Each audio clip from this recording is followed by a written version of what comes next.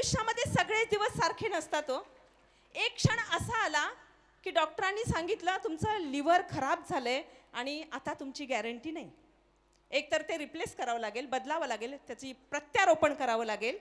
6 वर्ष बाकी सगळ्या गोष्टी सोडून ही सून झपाटलेली होती मला माझ्या सासूला वाचवायचंय म्हणून. अहो काय नाही केलं ह्या सुनेनं. ह्या सुनेनं 38 तोळे दागिने बँकेत ठेवून कर्ज काढलं. आणि ज्यावेळी मी ऐकलं ना, ते दागिने त्यांना सोडवता आले नाहीत बरं का, ते जप्त झाले. म्हणजे घेता आले नाही, तेवढी रक्कम जमा झाली नाही. फक्त एक मंगळसूत्र सुद्धा मला वाटतं त्यात होतं आणि शेवटी कामेरीकर साहेबांनी तेवढं सोडवून आणलं. दागिने गेले. जेवढी जमीन होती नावावर ह्या सुनेनं विकून टाकली. स्वतःच्या पगारावर 60 लाख रुपयांचं कर्ज डोंगर उभा केला. आणि हे सगळं करून ती धडपडत होती. का धडपडत होती? सासू वाचवली पाहिजे. आणि तुम्हाला वाटेल की हे सुनेनं केलं, पण त्याच्यापेक्षा ग्रेट गोष्ट जर या सुनेनं कुठली केली असेल ना, ती डॉक्टरांना सांगत होती तुम्ही माझं लिव्हर माझ्या सासूसाठी वापरा. पण ते मॅच झालं नाही, शक्य झालं नाही.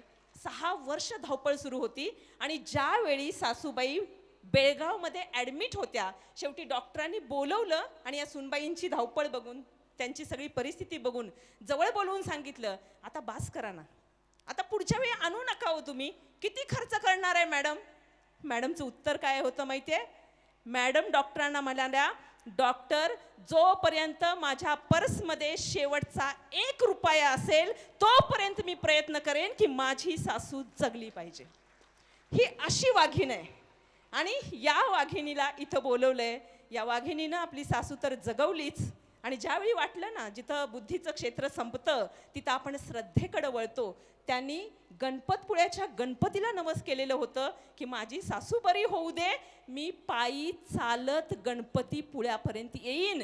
आणि आता किती टाळ्या वाजवाव्यात. आणि खरंच तुम्हाला साष्टांग नमस्कार आहे आमचा. गणपती पुळ्यापर्यंत ही सून आपल्या सासूसाठी चालत गेली आणि तिनं नवस फेडलं.